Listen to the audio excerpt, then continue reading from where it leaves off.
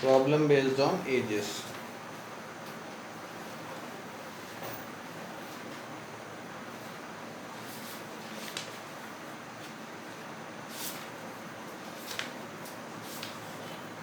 देखिए इसमें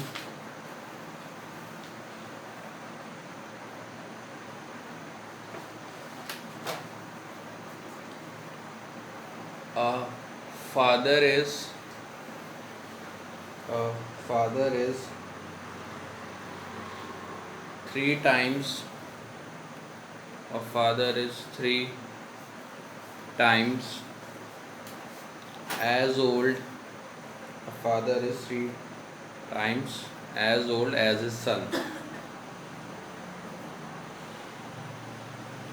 in 12 years time in 12 years time he will be twice as old as his son. He will be twice as old as his son.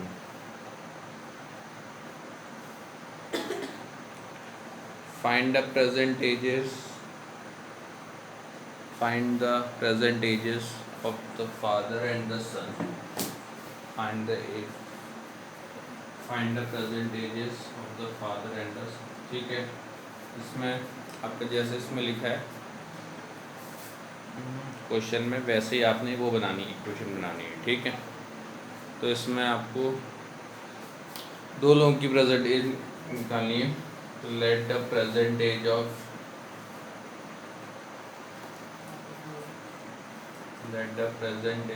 Father be x years and the present age of son be y years। ठीक है, तो father की present as हमने ले ली x और सन की present as ले ली है y। तो सबसे पहले क्या बोला है उसने,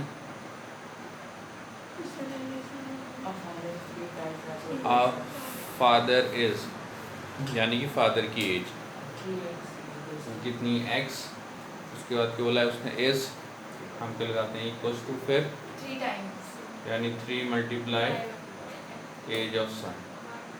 ये इक्वेशन 1 आ गई।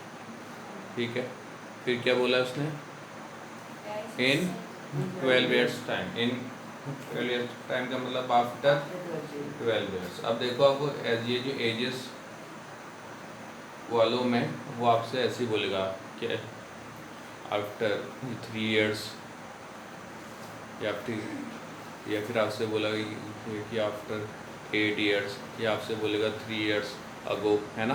तो आपको वो ऐसा क्वेश्चन में देगा, तो आपको क्या करना पड़ेगा, पहले इनकी एज अलग से निकाल के रखनी पड़ेगी। ठीक है, अब जैसे इसमें ये बोला आफ्टर 12 years, तो आपको पहले एज ऑफ फादर आपको निकालनी पड़ेगी।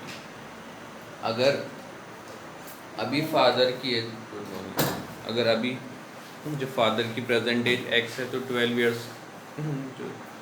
बात कितनी हो जाएगी, ठीक है।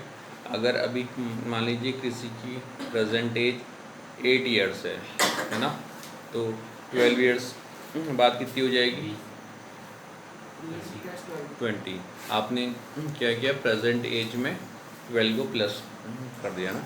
ऐसी अभी ये जो फादर की एज प्रेजेंट एज x है, तो आफ्टर 12 years कितनी हो जाएगी, x प्लस, अगर ये बोलता है 12 years अगो तो माइनस करना पड़ता ना। Age of father x plus 12 and age of son कितनी हो जाएगी, y प्लस 12। आई बात समझ में, ये तो आपने निकालना है। ठीक है, ना वो तो ऊपर आपको फादर की प्रेजेंट एज और वो सन की प्रेजेंट एज के बीच में रिलेशन दिया हुआ है ना, या है समझ में। अब इसके बाद क्या बोला था उसने, in 12 years time he will be, ही यहाँ पर ही कौन है, फादर है ना, यानी फादर की एज x+12, और फिर उसके बाद क्या आ रहा है विल बी, तो हम क्या लगाते हैं उसमें इक्वल्स टू ना वाइस, यानी 2 multiply son's age 2 into Y plus 12, तो x+12 equals to 2 into Y 2y 2 12 या 24। तो यहाँ पर x की वैल्यू रख सकते हैं, x की वैल्यू 3y आई थी ऊपर, है ना, x की जगह हमने ये रख दिया, y वाले को y वाले के पास हम लेके आएंगे,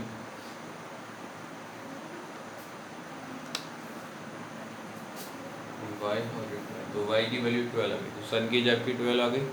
अब आपने x की वैल्यू निकालनी है, x आपका 3 इंटू वाई था, यानी कि 3 इंटू 12 36, ठीक है। तो प्रेजेंट एज ऑफ फादर कितनी आ गई,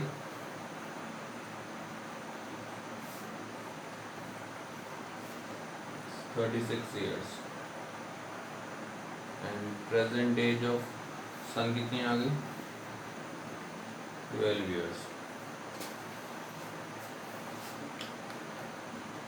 तो मैंने नहीं बोला, इसमें क्वेश्चन में एक और बात कर रहा हूँ, बोल रहा हूँ 6 years hence a man's age will be 3 times the age of his son.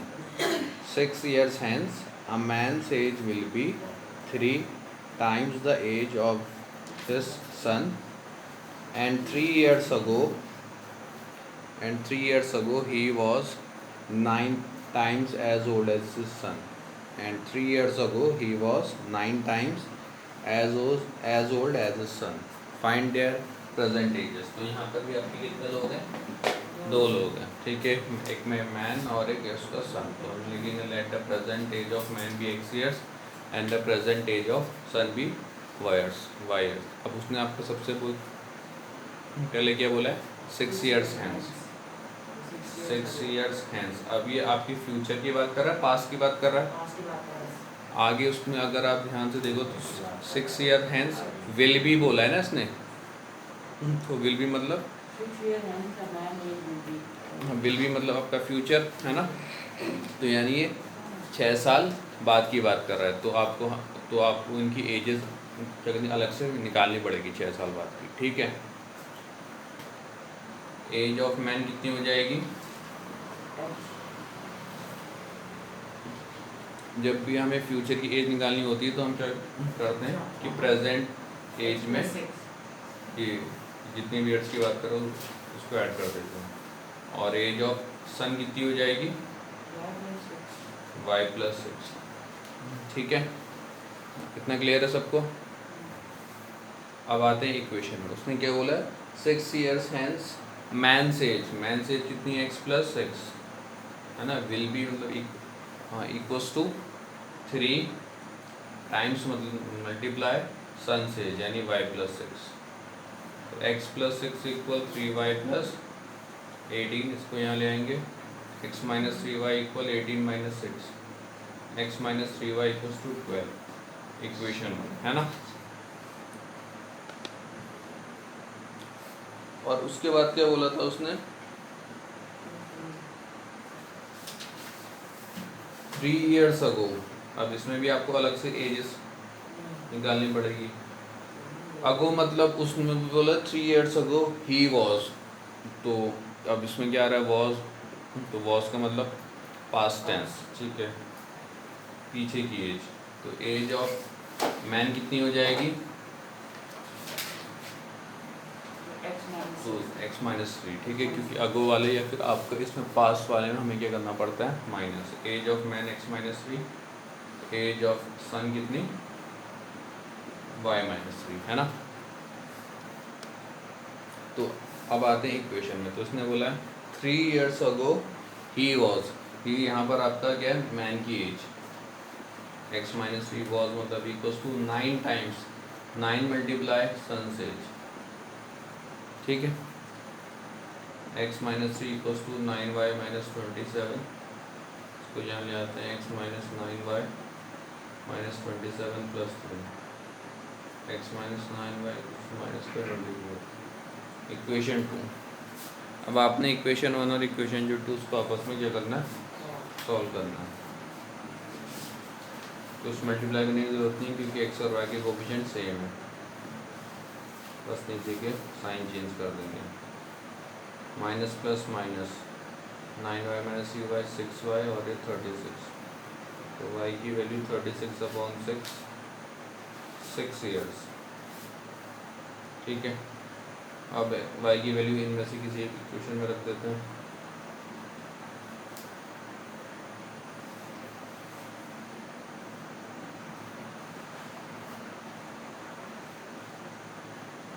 Thirty years, तो जो मैन है उसकी प्रेजेंट एज कितनी आ गई 30 ईयर, और जो सन है उसकी प्रेजेंट एज 6 ईयर्स, है ना।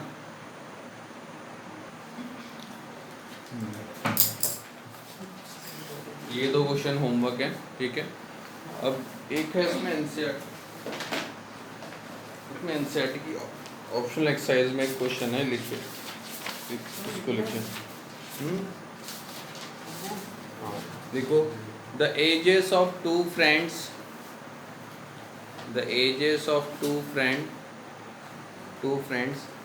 Annie and Biju, the ages of two friends Annie and Biju differ by 3 years. The ages of two friends Annie and Biju differ by 3 years. Annie's father Dharam is twice as old as Annie. Annie's father Dharam is twice old as Annie, and Biju is twice as old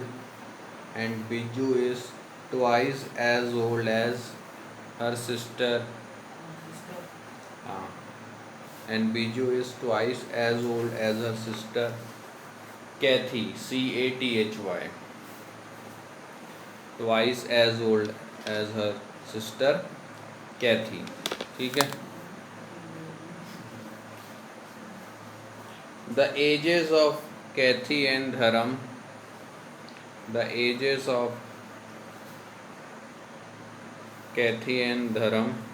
differ by 30 years. The ages of Kathy and Dharam differ by 30 years. Find the present ages of Annie and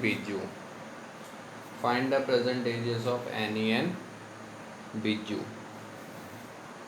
ठीक है, चलिए। अब तो इस question में आपके पास कितने लोग हैं? 4 लोग हैं, एनी, बिजू, कैथी एंड धर्म। तो लेट द प्रेजेंट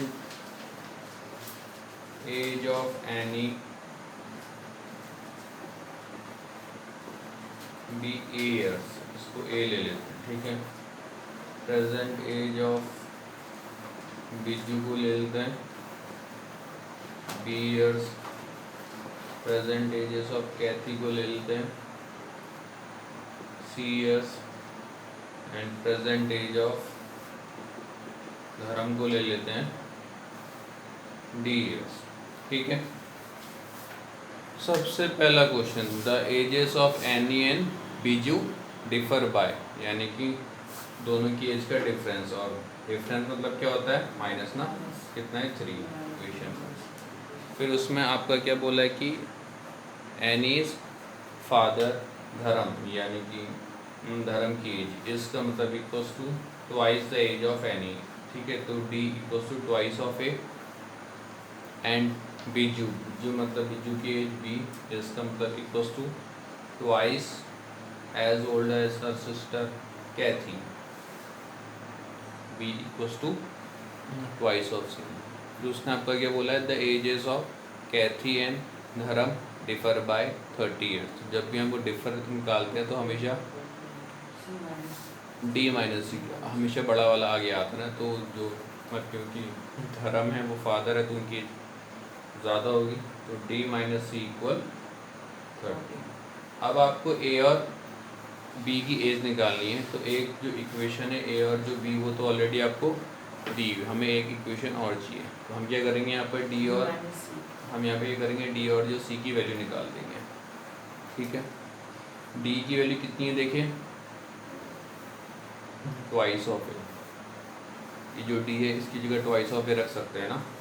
अब इसकी वैल्यू नहीं पता, सी बी इक्वल टू आपका ट्वाइस ऑफ सी है, तो अगर इसको यहाँ हम भेज दें तो C equal to B upon 2 लिख सकते हैं ना।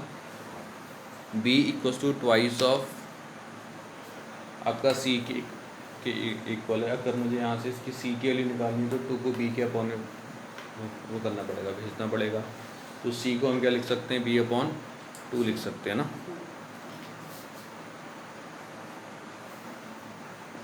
ठीक है, इसमें एलसीएम वगैरह लेकर सिंप्लीफाई कर लेते हैं, क्रॉस मल्टीप्लाई 2 2 जा 4a माइनस 1b अपॉन 2 1 जाएगा 4a minus 1b equals to 16। ये इक्वेशन 5 आ गई आपके पास। तो अब हम इक्वेशन 1 और इक्वेशन जो 5 है इसको आपस में क्या कर लेते हैं, सॉल्व कर लेते हैं। a minus b equals to 3, 4a minus 1b या फिर b equals to 16। B b के क्वेश्चन सेम आ रहे हैं लेकिन इनके साइन भी सेम आ रहे हैं, तो इसी के साइन चेंज करने पड़ेंगे। माइनस का 3a इक्वल्स टू माइनस का 57, माइनस से माइनस कैंसिल आउट 57 अपॉन 3, यानी कि a की वैल्यू कितनी 90 रियल्स। ठीक है, अब इसको या तो इक्वेशन 1 में रख लेते हैं, इक्वेशन 5 में रख लेते हैं, आपकी मर्ज़ी है। हाँ, ए में रखना ज़्यादा आसान रहेगा। a minus b equals to 3, 19 minus b equals to 3, तो minus b equals to 3 minus 19 minus 16, तो b की वैल्यू 16 ईयर्स। तो एनी की प्रेजेंट एज है 19 और बीजू की प्रेजेंट एज है 16। ठीक है,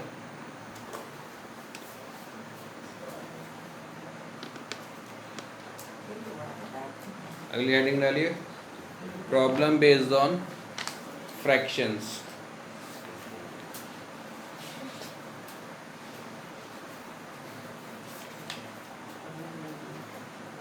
इसमें लिखिए अ फ्रैक्शन, नहीं रुको रुको रुको, no ये हटाओ fraction. The sum of a numerator and denominator of a fraction, the sum of a numerator and denominator of a fraction is 18. The sum of a numerator and denominator of a fraction is 18.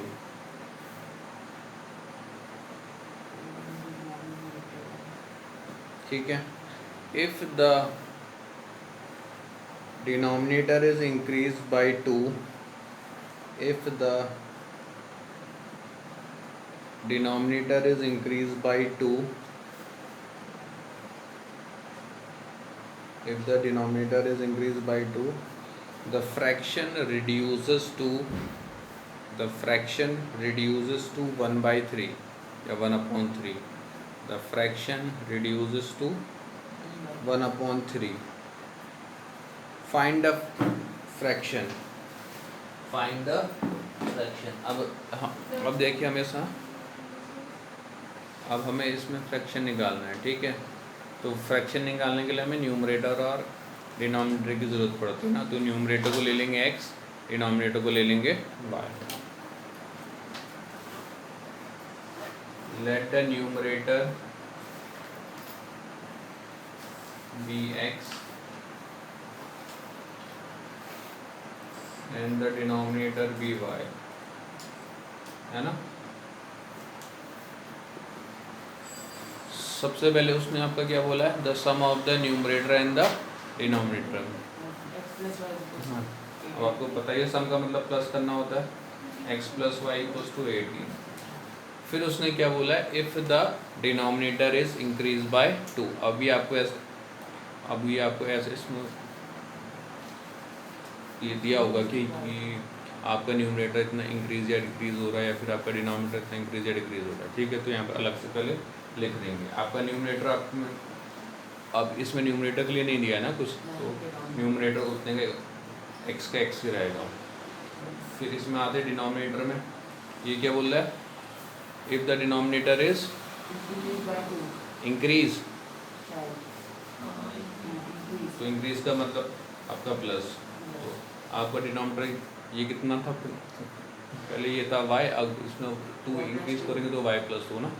तो अब आपका fraction ये कितना हो जाएगा, numerator upon denominator x upon y plus 2, और ये fraction हो कितना जा रहा है 1/6। अब देखो इसमें इसने लिखा है रिड्यूसेस 2, है ना, रिड्यूसेस 2 का मतलब आप कहाँ पर इक्वल्स टू का साइन लगाओगे, अगर लिखा होता है रिड्यूसेस बाय तो आपको ये माइनस करना पड़ता है ना। अगर रिड्यूसेस 2 लिखा है तो इक्वल्स टू का साइन, और रिड्यूसेस बाय लगा तो उनको क्या करना है, माइनस करना है। अब ये आपको ये इक्वेशन के फॉर्म में आ गया, अब आपको उनको cross multiply, x multiply 3 equals to 1 multiply y plus 2, तो 3x equals to y plus 2, तो y को यहाँ ले आएंगे 3x माइनस वाई प्लस 2, ये इक्वेशन 2 आ गई आपके पास। अब हमें इन दो इक्वेशन को आपस में सॉल्व करना है, तो इसमें y के कोफिशिएंट तो सेम आ रहे, कुछ मल्टीप्लाई करने की ज़रूरत नहीं है, और जो y के जो साइन है वो भी अलग अलग आ रहे हैं, तो नीचे वालों के साइन भी चेंज करने की जरूरत नहीं ना। Plus y minus Y 0, 4x और ये 20, तो x की वैल्यू 20/4 यानी कि 5, x की वैल्यू 5 आ गई।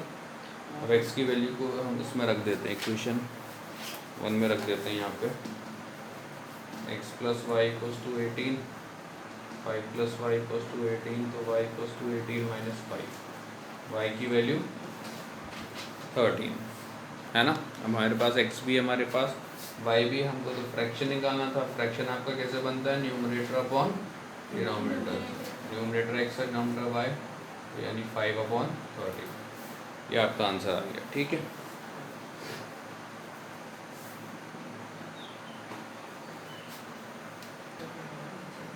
क्वेश्चन है, a fraction becomes 1/3, a fraction becomes 1/3 if 1 is subtracted from both, a fraction becomes 1/3 if 1 is subtracted from both, a fraction becomes 1/3 if 1 is subtracted from both its numerator and denominator. A fraction becomes 1/3 if 1 is subtracted from both its numerator and denominator, ठीक है, full stop. If 1 is added to both, if 1 is added to both the numerator and the denominator, if 1 is added to both numerator and denominator, it becomes 1/2. If 1 is added to both numerator and denominator, it becomes 1/2. Find the fraction. It becomes 1/2. Find the fraction. ठीक है, चलिए ये भी वैसे ही होगा, ठीक है। हम ले लेंगे let the numerator be x and the denominator be y, ठीक है। तो फर्स्ट वाले जो केस में आपका क्या बोला था, न्यूमरेटर और डिनोमिनेटर दोनों में से 1 आपको क्या करना है, रिड्यूस करना ना, सब्ट्रैक्ट, ठीक है। तो न्यूमरेटर है x, तो उसमें से 1 माइनस करेंगे तो x -1, ठीक है। डिनोमिनेटर है y, उसमें से भी 1 माइनस करेंगे तो y -1, तो जो फ्रैक्शन है ये आपका कितना आ जा रहा है 1/3 के इक्वल। अब इसको क्रॉस मल्टीप्लाई करना पड़ेगा, 3 आपका यहाँ मल्टीप्लाई में चले आएगा और y -1 यहाँ, तो 3x - 3 equals to y -1, 3x plus का y यहाँ के माइनस का y, माइनस का 3 यहाँ के प्लस का 3x - y इक्वल्स टू 2, है ना। फिर उसमें क्या बोला अगले वाले उसमें, if 1 is added to both numerator and denominator,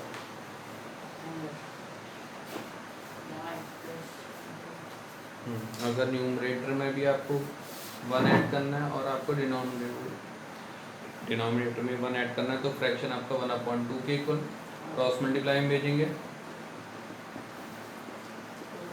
तो 2x plus 2 equals to y plus 1, plus का y यहाँ आ गया, माइनस का y आ जाएगा।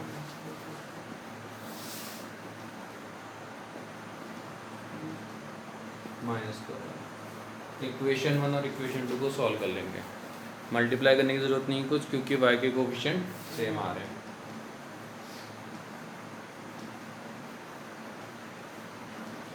साइन चेंज करने पड़ेंगे बस, प्लस का सॉरी माइनस का, y से y cancel out, 3x minus 2x, 2 plus 1 3x की वैल्यू 3 आ गई। ठीक है, अब x की वैल्यू को इन दोनों में से किसी भी इक्वेशन में रख लेते हैं। इसमें रख देते हैं 3 into 3 minus 9 minus y plus 2 minus minus 7, y की वैल्यू 7। बस हमको तो फ्रैक्शन निकालना है। फ्रैक्शन आपका numerator upon number x upon y, तो x की वैल्यू 3 और ये 7, फ्रैक्शन आपका 3/7। ठीक है ना। एक्सरसाइज 3.2 का कौन सा है? फिर जरा एक बार इसकी रीडिंग करना। हाफ द क्या है? एक्सरसाइज 3.2 का ये 5th वाला क्वेश्चन है। Half the perimeter of the rectangular garden whose length is 4 meter more than its width. Half the perimeter of the rectangular garden whose length is 4 meter more than its width is 36 meter. Find its dimensions. ठीक है, तो चलिए let the width be x, जो breadth है उसको क्या मान लेते हैं x, और लेंथ आपको कितनी दी है? 4 more than its width, है ना। अच्छा, और क्या दिया है? हाफ द पेरीमीटर, यानी हाफ ऑफ ये जो इसका पेरीमीटर है ये कितने के बराबर है? 36 के बराबर है। ठीक है, आज सही है। तो इसके पेरीमीटर का फॉर्मूला क्या होता है? Twice of length plus breadth equal 36। 2 से 2 हट जाएगा। ठीक है, लेंथ कितनी है? 4 प्लस एक्स, ब्रेड्थ x, तो x प्लस एक्स आपका 2x प्लस का 4 यहाँ माइनस में 2x इक्वल 32, तो x की वैल्यू 32/2, x 16, तो x आपका ब्रेथ है ना, विड्थ आपकी 16 आ गई है। लेंथ निकालते हैं। सबसे पहले विड्थ तो आपकी x इक्वल टू 16 मीटर और लेंथ 4 प्लस एक्स यानी 4 प्लस 16 20 मीटर। ठीक है,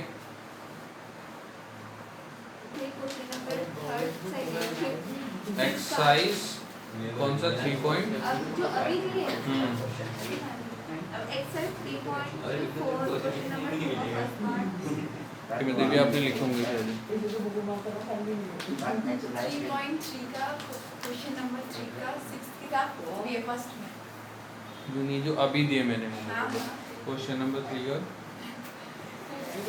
5th पार्ट। फिर एक्सरसाइज 3.2 क्वेश्चन नंबर 5 वो तो हो गया। 3.4 का क्वेश्चन नंबर 2 का फर्स्ट पार्ट और एक्सरसाइज 3.5 का क्वेश्चन नंबर 4 का सेकंड। ठीक है, ये होमवर्क है। ठीक है, अगली हेडिंग डालिए problem based on speed, distance and time. ठीक है, हाँ, इसमें लिखिए पहला question. Points A and B are 90 kilometre apart. Points A and B are 90 kilometre apart, एक दूसरे से दूर है। Points A and B are 90 kilometre apart from each other, 90 kilometre apart from each other on a highway. Points A and B are 90 kilometer apart from each other on a highway. a car starts from A,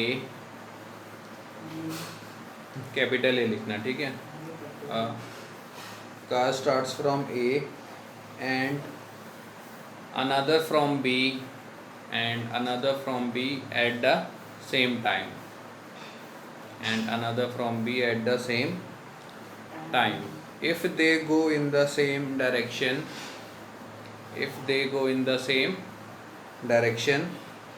they meet in 9 hours. If they go in the same direction, they meet in 9 hours. If they go in the same direction, they meet in 9 hours. ठीक है। And if they go in opposite direction,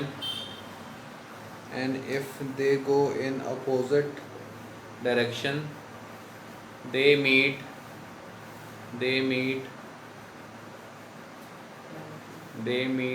in 9/7 hours.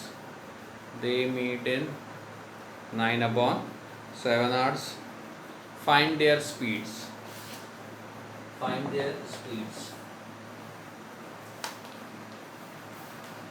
ठीक है।